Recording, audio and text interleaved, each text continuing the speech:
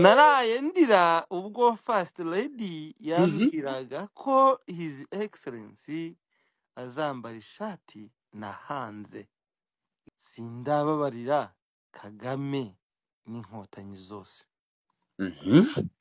namwe mujye mumbwiza ukuri mwabwiye motion akayaterana amagambo n'abadozi bagenzi be uri kumva shaba babahaze mwabantu mwe mwabantu mureke mbabwire wowe mureke mbabwire mwabwiye umwana ubu reka nkwereke ubu koko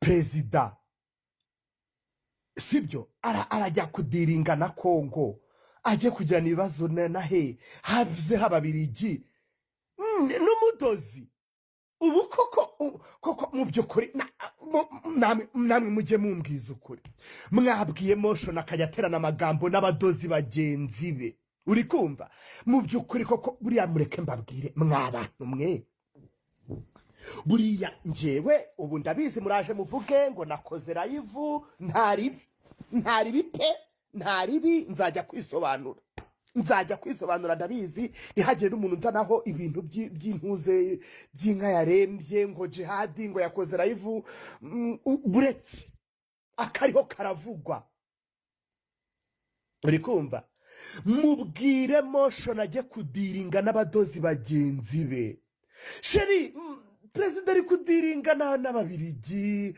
nibo bari gusubiza none tugaruke sindi bwite ngo barakubwiye ngo ujye kwambika umuyobozi urire wari uri kurizwa n'amarira y'ibyishimo wari ugushyizemo ikiziriko ngo genda wambike wagombaga kuvuga mwambika bashaka abandi ni wowe bari gufasha ni wowe muntu mu Rwanda winjije urumogi rw'urutariyani ukafungurwa abandi bajya intuzenya bajya muri rihabusha meterire na kujya inyuma uri kumva ni wowe winjije urumogi rw'uruki urajya kuvuga ngo kabyandika mbabwire ubu koko Ange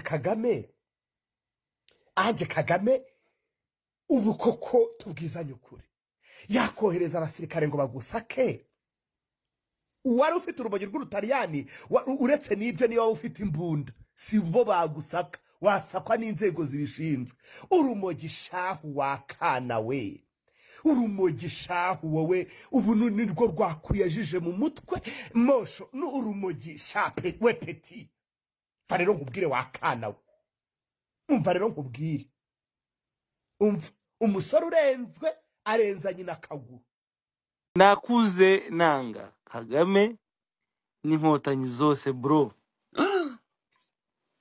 Impamvu ya mbere inkotanyi zafunze data pasiteri zimuziza ubusa. Impamvu ya kabiri bwa mbere nagiye mu mujyi wa Kamembe nari ngiye gusura papa afungiye i Cyangugu ndi kumwe na mama at 6 years old tugera ku myaka 6. Impamvu ya gatatu inkotanyi yakubise papa yakubise ikiboko papa ari gushaka uburyo yansuhuza kubera iminota mike babahaga yo gufata ingemu twabazaniye. Yasubiye mu gihome ntamusuhuje. Ingingo ya gatatu agaparagrafe ka nyuma niko numva wenda kabaye intandaro kugira ngo Sylvie yumve handi inkotanyi zirarengana rwose. Okay, aka kane impamvu ya kane papa ni umurinzi w'igihango kuko Harerimana yarokokeye mu rugo papa yaramuhishe kandi murumuna wa papa ari mu bicishije umuryango wo kwa Harerimana. Now 36 years old. Aho ngaho harimo akabazo uwo murumuna wa se byagenze gute iyo myaka 36 ishize ese yarafashwe ntiyafashwe byagenze bite nakabazo katasobanutse ku gika cya kane. noneho impamvu ya gatanu, ntabwo nigeze nkunda data nubwo nta cyaha yakoze. Nongeye kumwiyumvamo baramufunguye, yambatije muri ADPR mfite imyaka 16. Impamvu ya gatandatu, naraye ndira ubwo First Lady aha niho hanteye ubwoba.